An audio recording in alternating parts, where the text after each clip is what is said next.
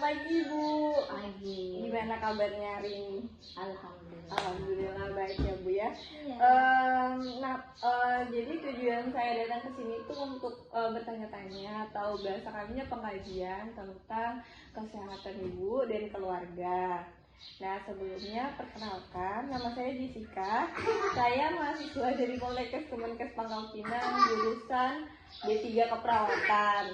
Nah untuk itu, apakah Ibu bersedia untuk ditanya-tanya sedikit tentang keluhan kesehatannya? Iya. Gak apa-apa ya Bu ya, sekitar 20 menit. Iya. Oke, sebelumnya saya mau tanya nama lengkap Ibu siapa? Kartika Sari. Dewi. Suaminya? Heri Firmansyah.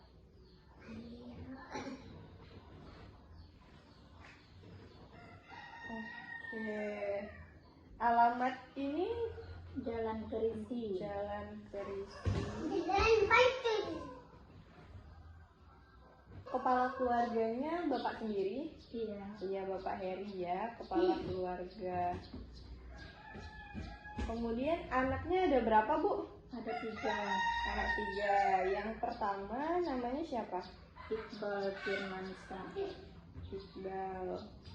Kemudian untuk bapaknya pendidikan terakhirnya Bu? S1. S1. Ibu? SMA. SMA. Anak yang pertama sekarang kelas berapa Bu? Kelas 3. Kelas SMK. 3 SMK. Anak yang kedua Kelas 6 SD. 6 SD. Anak yang terakhir 1 SD. 1 SD. Nah, ini untuk bertanya silsilah keluarga ya Bu ya. Dari Ibu, Bapak sama Ibu masih hidup? Bapak sudah meninggal. Bapak sudah meninggal. Ibu masih hidup. Ibu ada berapa saudara Bu? Ada 5. 5 saudara. Iya, Ibu anak ke berapa? Anak pertama. Anak pertama. Anak yang keduanya cowok apa tuh? Cewek. Cewek. Cewek. Anak yang ketiga Cowok. cowok. Anak yang keempat Cewek. terus bungsunya. Cewek. Untuk dari keluarga Ibu, apa Bapak atau Ibunya ada riwayat penyakit kayak darah tinggi atau gula atau kolesterol? Kalau bapak ada darah tinggi. Darah tinggi. Kalau Ibu Kalau ibu Sudah Pak. enggak ada. tidak ada. Ini bapaknya Ibu ya. Iya. Untuk dari keluarga Bapak, dari suami itu Bapak sama Ibunya masih hidup. Masih. Suami ada berapa saudara? 4. 4. Yang pertama cowok atau cewek? Cowok. Cowok. Suami Ibu anak keberapa? Anak pertama. Anak pertama. Oh, yang kedua Cowok. cowok. Yang ketiga Cowok. cowok. Yang keempat Cewek. cewek. Untuk pemeriksaan fisik ya Bu, untuk Ibu sendiri berat badannya berapa? 62. Berat badannya 62. Kemudian tinggi badannya 1,5-an. 1,5. Untuk Bapak Bapak 70. 70. Tinggi badan 55. 1,5. Oke. Untuk anaknya Bu, tahu nggak? Berat badan. Iya, anak yang pertama Nggak pernah ditimbang. nggak pernah ditimbang. Imunisasi tapi penuh ya Bu ya? Nah, lengkap. Imunisasi lengkap.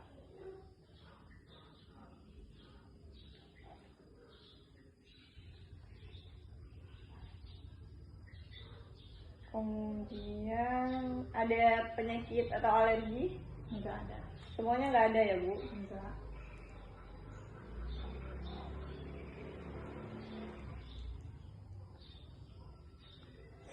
Jadi untuk keluhan sakit saat ini hanya ibu hipertensi ya, Iya. tapi itu juga terkontrol karena minum obat ya. Iya. Kemudian itu bapak kolesterol. Kolesterol. Cuman hipertensinya kadang itu timbul saat apa? Lagi stres. Lagi stres atau nggak ada lagi yang lain, makan makanan, Enggak. kebiasaan makan garam yang berlebih tidak? Enggak. Oke, hanya stresnya karena apa bu? Ya karena anak-anak. Karena anak-anak. Kita periksa ya bu. Sudah.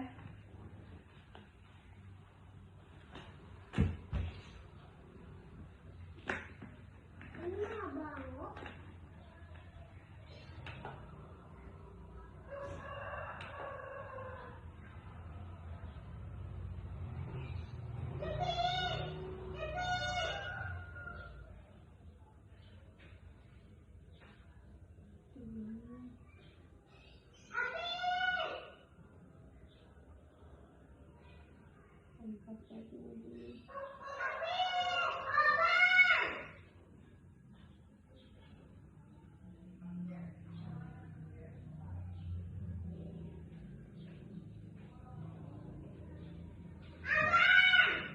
Bising mahal. Sudah, ayo 129/80. Kemarin 103 atau 129/80. Oke bu, semuanya udah ditanya dan kami sudah cukup data untuk melakukan pengkajian. Jadi berhubung waktunya juga udah sekitaran 20 menit, mungkin ibu mau bekerja di rumah ya bu ya. Terima kasih atas waktunya. Nanti kami akan melakukan tindakan atas masalah mungkin masalah kesehatan ibu, apa yang harus dilakukan. Nanti ibu ada waktunya kapan? Kalau besok ada nggak? Bisa. Besok bisa, jamnya bisa ibu jam berapa? Kita jam 10. Jam 10-an, oke. Nanti kami akan melakukan tindakan besok di rumah ibu ini ya, Ya. pada jam 10. Oke, terima kasih atas waktunya bu. Maaf mengganggu, kami ucapkan terima kasih. Wassalamualaikum warahmatullahi wabarakatuh. Assalamualaikum. Salam. Isi Bu. Iya.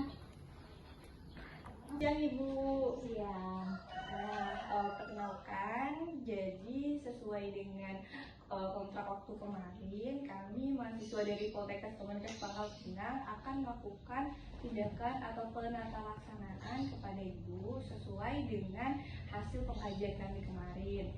Nah, untuk itu kegiatan ini akan dilakukan selama kurang lebih 30 menit. Apakah ibu bersedia? Iya, bersedia. Oke, bersedia. Nah, berdasarkan hasil pengkajian kami kemarin bahwa suami ibu mengalami penyakit kolesterol, namun tidak pergi ke fasilitas kesehatan.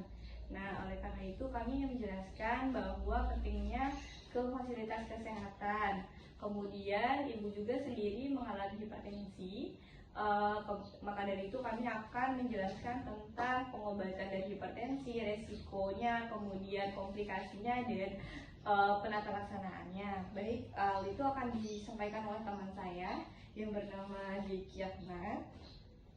Baik Ibu, terima kasih atas waktu dan kesempatannya sudah memberikan kami izin di sini untuk menyampaikan tentang pendidikan kesehatan beserta dengan hipertensi.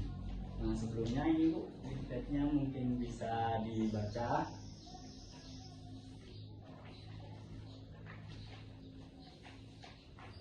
Mungkin untuk yang pertama kita akan menjelaskan terkait tentang hipertensi. Iya. Nah, apakah Ibu tahu apa itu hipertensi?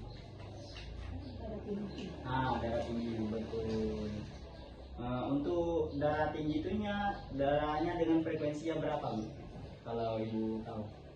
Darahnya Tekanan berapa? darahnya berapa? Tekanan darahnya kemarin 130 lebih. Oh, 130 lebih. Iya. Ya, benar. Jadi hipertensi itu tekanan darah tinggi. Tekanan darah tinggi itu merupakan keadaan di mana seseorang mengalami peningkatan pada tekanan darah lebih dari 120. Jadi, jika tekanan darah sudah lebih dari 120, maka dapat dinyatakan seseorang itu mengalami hipertensi, Bu. Tuh. Ibu udah tahu nggak apa saja tanda dan gejala dari tekanan darah tinggi? Sakit kepala. Ya, betul. Jadi salah satu tanda dan gejala dari darah tinggi itu adalah pusing atau sakit kepala. Kemudian di gejala yang kedua yaitu jantung berdebar-debar, Bu, yang disertai dengan nyeri tekan di dada. Kemudian bisa menyebabkan penglihatan menjadi kabur, terus gelisah, mudah lelah. Bahkan jika seseorang yang sudah mengalami darah tinggi yang terlalu berlebih akan menyebabkan kehilangan penurunan kesadaran gitu. Jadi cukup bahaya kalau seseorang ini mengalami darah tinggi, Bu, gitu. Ibu tahu nggak faktor resiko dari darah tinggi ini apa saja? Bisa menyebabkan stroke ya? Ya, itu salah satu komplikasinya, dampak lain dari hipertensi atau darah tinggi. Jadi untuk faktor resiko itu ada dua, ada yang bisa kita rubah dan ada yang tidak bisa kita rubah. Jadi kalau untuk yang tidak bisa dirubah itu seperti yang pertama, riwayat keturunan dari keluarga, baik itu dari ayah ataupun ibu. Gitu. Yang kedua faktor usia, Bu. Biasanya yang rentan terkena penyakit darah tinggi itu usia lansia, dimana kan sudah terjadi penurunan fungsi tubuh, fungsi jantung, sehingga mudah terpapar untuk terkena darah tinggi. Terus yang ketiga yaitu jenis kelamin. Jadi untuk jenis kelamin ini yang sering terkena hipertensi yaitu pada wanita, Bu, gitu. Sedangkan untuk faktor yang bisa dirubah, yang pertama merokok, karena merokok ini mengandung nikotin yang sangat berbahaya sehingga meningkatkan tekanan darah menjadi tinggi. Yang kedua pola makan. Jadi untuk pola makan ini jika kita terkena hipertensi atau darah tinggi, maka seharusnya kita itu mengurangi makanan-makanan yang rendah garam gitu. Tinggi garam. Tinggi garam, mengurangi makanan. Yang ketiga yaitu kurang berolahraga. Ya, Bu. Kalau kurang olahraga, lama-lama darah tinggi. Apalagi kalau kurang olahraga, marah-marah ke anak terus. Bang ya, jadi bang ya. Oh, salah lagi, Bu. Salah lagi lah ya.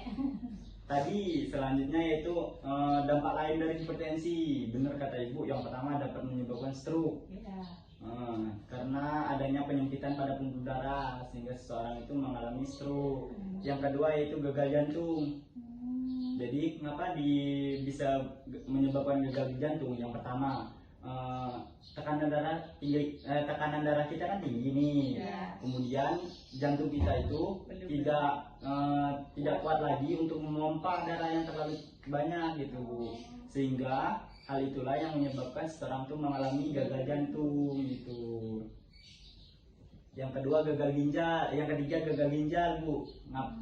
Ngapain kata orang kata jadi gagal ginjal kan dari darah tinggi, karena ini kalau seseorang itu mengalami darah tinggi, dia akan mengalami penyumbatan pada pembuluh darah yang mengalir ke ginjal, sehingga ginjal itu tidak mendapatkan oksigen yang dialirkan oleh darah gitu, sehingga dapat menyebabkan gagal ginjal karena ginjal kita tidak bisa berfungsi lagi gitu. Kemudian menyebabkan gangguan serebral otak, jadi menyebabkan gangguan pada sistem otak gitu. Dan yang terakhir menyebabkan kerusakan pada retina mata kita. Untuk pencegahannya ada beberapa yang dapat kita lakukan, Bu, dari hipertensi ini. Yang pertama yaitu mengurangi konsumsi garam yang tinggi. Ya. Jadi kita sebagai ibu rumah tangga nih kan, ibu sebagai ibu rumah tangga. Jadi lebih baik menggunakan garam dalam sehari itu maksimal 1 sendok teh per hari. Yang kedua yaitu melakukan aktivitas fisik. Jadi aktivitas fisik ini tidak harus kita berolahraga ke gym atau jalan atau jogging. Kita bisa kayak beberes rumah gitu, nyapu-nyapu rumah. Itu merupakan salah satu aktivitas fisik yang dapat mengontrol tekanan darah kita.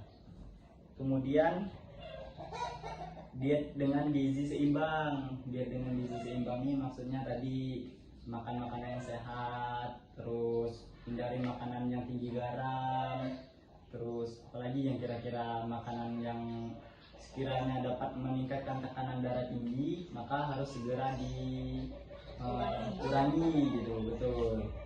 Untuk pencegahan lain, apakah ibu tahu? Misalnya ada ini di keluarga ibu, jika tekanan darah tinggi, ibu makan buah nih atau daun nih, pernah nggak? Iya pernah.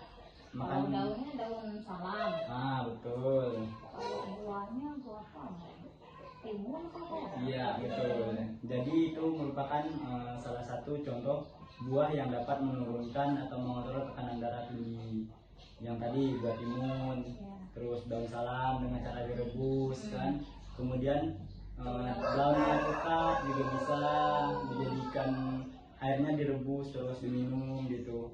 Terus daun seledri juga bisa dijadikan alternatif untuk mengontrol tekanan darah tinggi gitu. Mungkin itu Bu untuk penyampaian dari hipertensi. Ada yang ingin Ibu tanyakan mungkin? Kalau minum obat itu, maksudnya minum obat itu berapa kali sehari? Nah, kalau untuk minum obat itu sendiri, biasanya kan kita nih kontrol ke dokter kan. Iya. Nah, jadi untuk menentukan beberapa kali sehari kita minum obat itu tergantung dari dokter, karena semua itu sudah diresepkan oleh dokter. Kami sebagai tenaga medis, salah satunya perawat, tidak bisa untuk menentukan dosis, Oh, iya. frekuensi gitu. Semuanya ada di dokter yang mengatur gitu. Atau bisa ditanyakan di mungkin kalau beli obat ya kan di puskesmas, bisa ditanyakan ke apotekernya. Nah, misal dia lebih mengetahui tentang obat-obat dan dosis yang akan digunakan sesuai dengan gejala. Nah, ada lagi nih Bu, tips untuk mengontrol hipertensi atau darah tinggi. Nah, Ibu sudah tahu kan tekanan darah tinggi yang normal itu berapa? 120 Per 100. 120 per 80. Nah, itu angka normalnya untuk tekanan darah. Nah, apabila sudah di atas itu berarti sudah termasuk tekanan darah tinggi atau hipertensi. Nah, untuk mengontrolnya kita bisa melakukan yang pertama kita harus mengetahui. Nah, Ibu kan udah mengetahui tekanan darah normalnya. Ya. Nah, kemudian rutinlah untuk check up atau kontrol ke fasilitas kesehatan. Nah, di sini kan yang terdekatnya apa, Bu? Puskesmas. Puskesmasnya sekitaran berapa kilo? Dekat ya, bisa dijangkau Bisa. dengan kendaraan dan jalan kaki. Bisa. Oke, kemudian apabila sudah merasa gejala yang sudah dikatakan tadi, segeralah melakukan penata laksanaan atau mengatasinya dengan cara mungkin Ibu secara herbal tadi dengan minum rebusan air daun salam, kemudian jus timun. Nah, kalau mungkin sakit kepalanya tidak berkurang, padahal kan sudah minum rebusan itu, sudah Ibu apakah mengkonsumsi obat untuk tekanan darah tinggi? Kalau sudah terlalu tinggi ya minum satu Obat apa? obat darah tinggi. Ya, amlodipin ya Bu ya. Ya. Ya, kemudian apabila mungkin minum obat juga udah, minum rebusan juga udah. Nah, langkah baiknya apabila sudah merasakan hal seperti itu, kita pergi ke dokter. Nah, atau ke puskesmas, karena fasilitas kesehatan itu sangatlah penting. Yang pertama, dengan kita kontrol ke sana, kita bisa mengetahui penyebab lain dari hipertensi kita ini atau darah tinggi ini. Mungkin saja karena kebiasaan tadi, mungkin karena marah-marah dengan anak, kemudian karena makan makanan yang mungkin selain tinggi garam dan khasiat di makanan itu juga tidak kita ketahui kan, seperti junk food atau makanan cepat saji itu juga bisa menjadi faktor dari kita darah tinggi. Nah, kami menyarankan agar ibu atau bahkan keluarga atau suami ibu apabila sudah mengalami gejala yang mungkin tidak hilang dalam 1-2 hari, alangkah baiknya langsung ke fasilitas kesehatan. Nah, fasilitas kesehatan ini ada seperti puskesmas, klinik, kemudian rumah sakit. Nah, rumah sakit juga ada tingkatannya, seperti rumah sakit umum dan rumah sakit yang memiliki